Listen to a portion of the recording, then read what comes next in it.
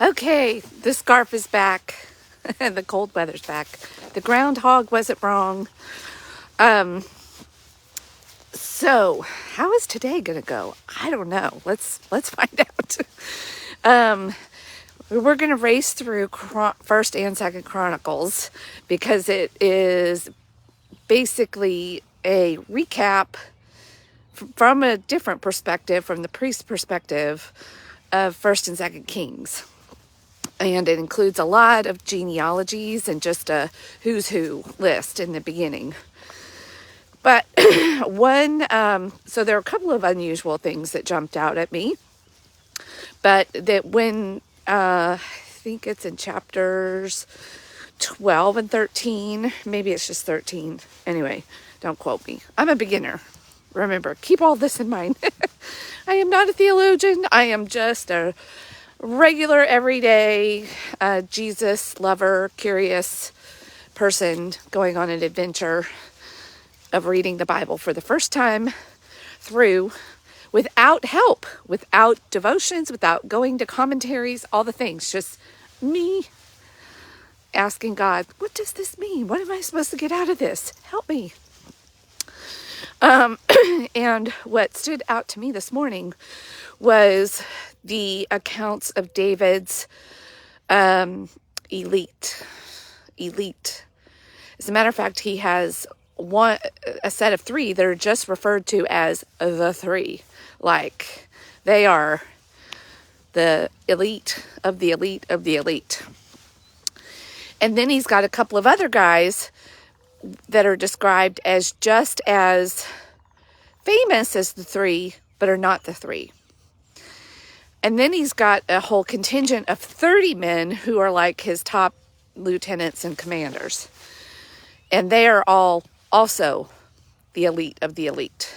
So he's surrounded by a total of, let me do the math, 35 men that are like his right hand people. Well, the three are his right hand people.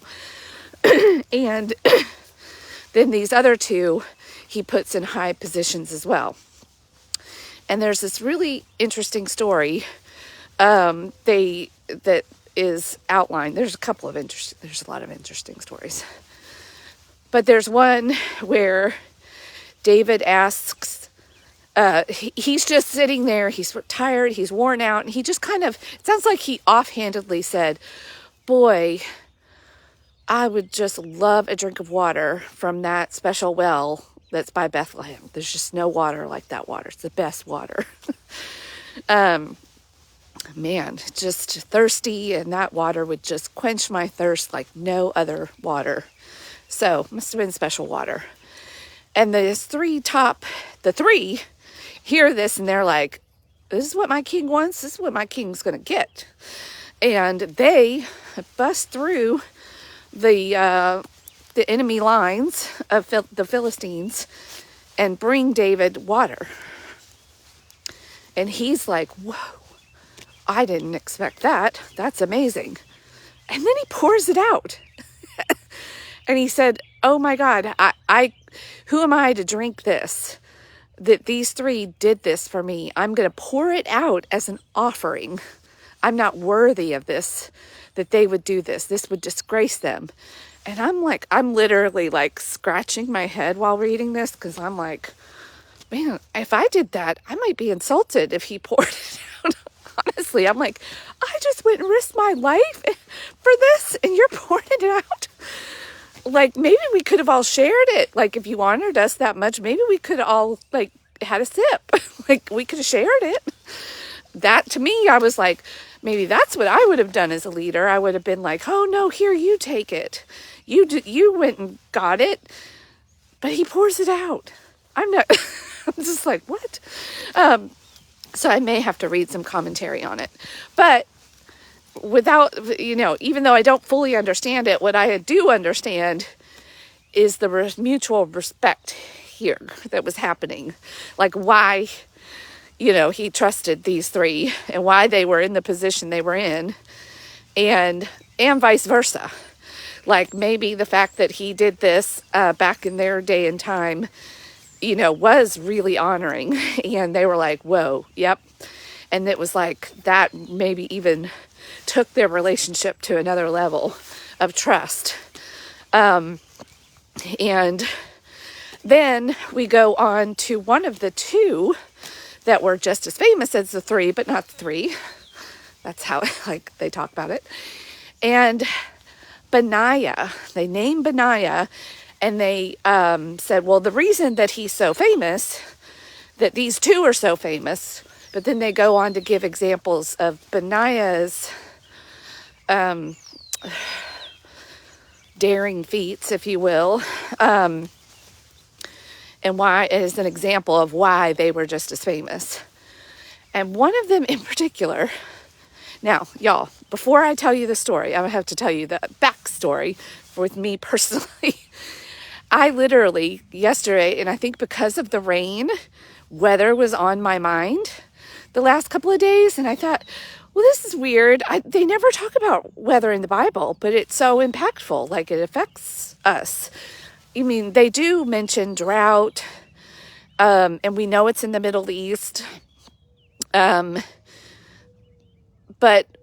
we know that rain does happen because that's how crops grow, and how back in those days, a city and people flourished, because their animals had things to eat, they had things to eat. So that's about as much as, but it doesn't really get into details of, unless the storm came, it's not in every, you just have to kind of read between the lines. And anyway, so literally I was thinking about that. And so you can imagine, because my brain was already thinking about this, my brain really honed in on this little tidbit. On a snowy day, Benaiah chased a lion into a pit and killed him. That was one of the three examples that is given for why he's as famous as the three. And I thought, well, that's interesting. I don't think the Middle East gets a lot of snow.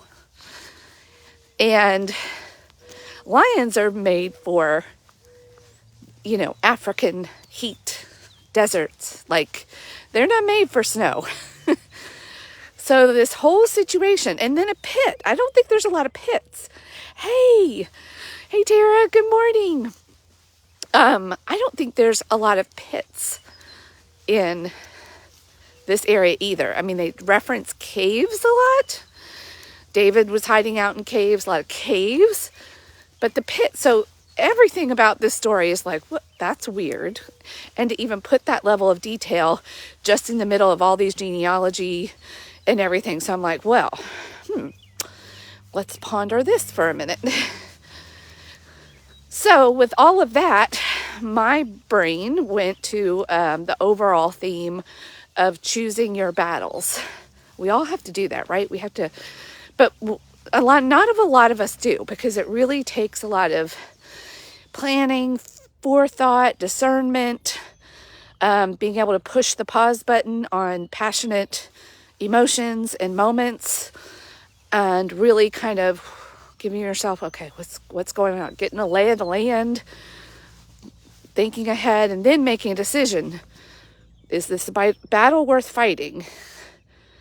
Is this, what will happen if I don't? What will happen if I do? What are the risks? The whole 9 yards. A lot of us are just so on autopilot that we don't really take time to do this. We just react to our egos in the moment and other people, and we can get ourselves into a lot of trouble being impulsive. And you don't need to impulsively go into battle either. Y'all are probably tracking with me. If you're married, if you're in relationship with people at all, if you're a parent, if you work for people, you understand what I'm saying.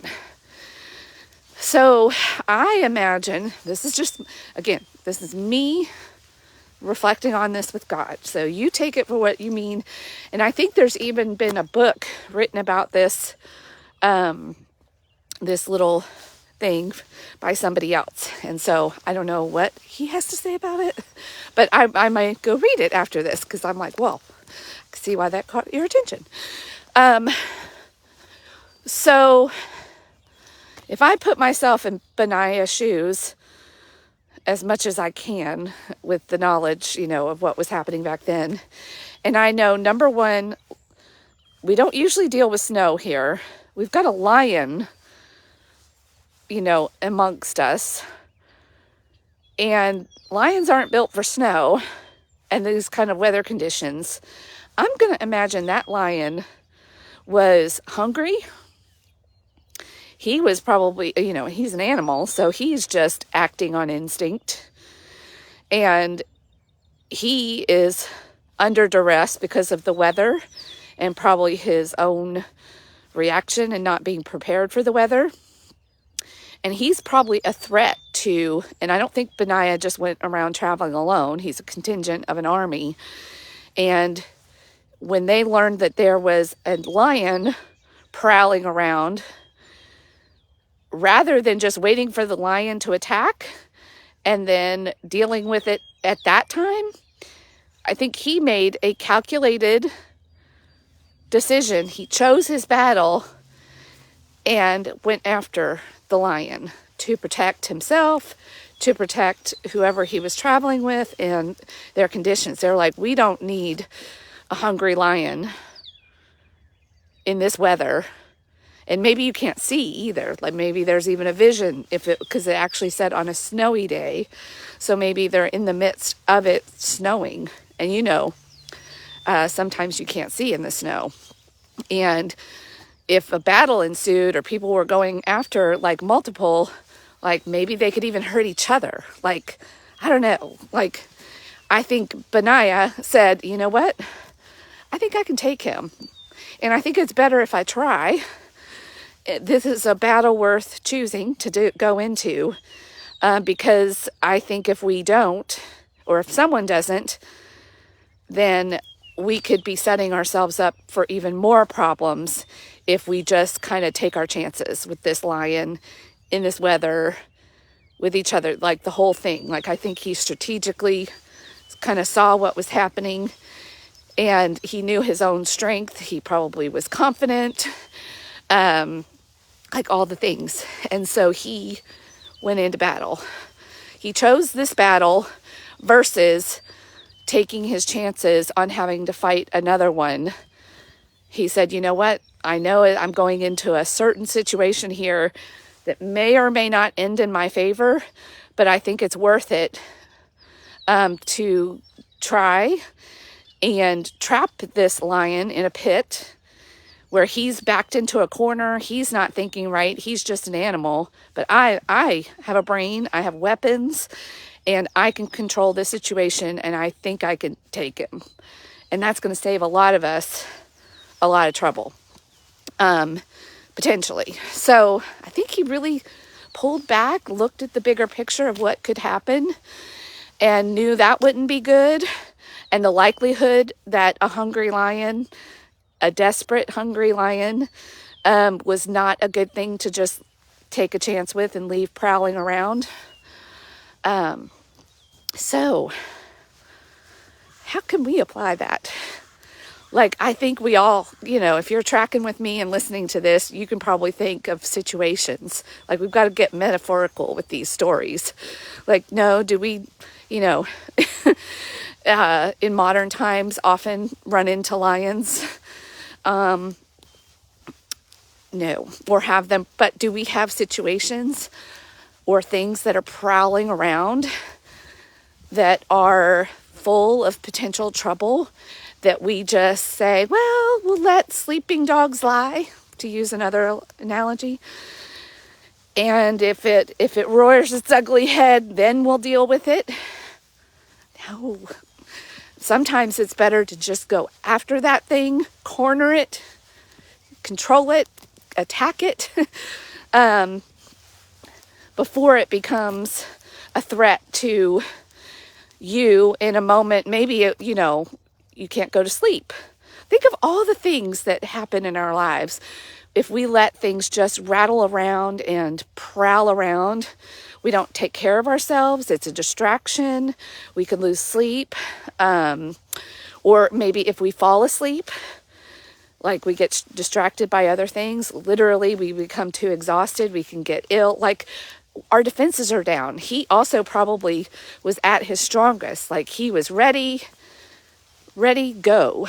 Rather than waiting when he didn't have control of the situation and wouldn't be fully in charge of maybe his own, if he waited 5 hours and he was sleepy and hungry himself, so I imagine that he really probably, that's what we've got to do. He really probably took all of that into account, thought strategically, chose. Now is it a battle he would choose if he didn't have to? But hey, he was dealing with reality too. He didn't try to ignore reality. He didn't try to bargain too much with it. He said, let's just go and deal with this situation. But I think a lot of us as humans, we let our fear get the best of us, our personal safety. Like, I don't know if I can go do that. I know for me personally, if you've been watching me at all or listening, then you know that part of the lion that I finally wrestled with and went into that pit and attacked was my bad habit of drinking. I was tired of it prowling around, threatening me, making me tired, like all of the things. It seemed very, yes, I could have let it prowl around more. I wasn't having any, bad health consequences from it. It's socially acceptable. It's socially encouraged, but I knew for me, it was not helpful, and it wasn't what I wanted to do. It didn't align with my values as a parent. It undermined my authority with myself, all the things. That was my lion. And I decided to go in that pit, and even when it seemed like, it was it or me. And now I kind of have that attitude. I keep my eyes open. I'm watching what's prowling around. I'm taking note, and I'm not letting things get to a point anymore, or at least I try not to, of where I could be caught off guard. Maybe that's the words I was really looking for. He knew that if they let this lion prowl around, he and other people could be caught off guard. So he saw his opportunity and he seized it. And that's what we've got to do sometimes. You don't mess around with things that can blindside you, catch you off guard, and then take you out, and maybe others around you. And things that may seem like, oh, well, yeah, that's too much to deal with right now. I can't do that. I'll just take my chances and see if it really does come and attack me. By then it might be too late. So you choose your battles, and you choose what kind of life you want to live. It's your one and precious life, nobody else's. And so I want you to really take a good inventory of your life. And if you've got a lion that you can back into a corner now and seize that opportunity and take it out, do it. Do it. Don't wait for it to become an unpredictable, uncontrollable. Wait till your own defenses are down and you don't have the strength and the wherewithal to deal with it, because then you don't really have a fighting chance. So do it while you're strong. You see it for what it is, and you can back it into a corner and you go take it out. Anyway, that's sort of my little message for the day. Sometimes I don't know how that's going to come until it comes out. Anyway, so I hope that encourages you, gives you a little strength for the day, a little determination to go to really think strategically and choose your battles wisely and seize those opportunities. All right, have a fantastic day. Still cloudy and cool here today. That's okay. Spring is on the way. No snow here today.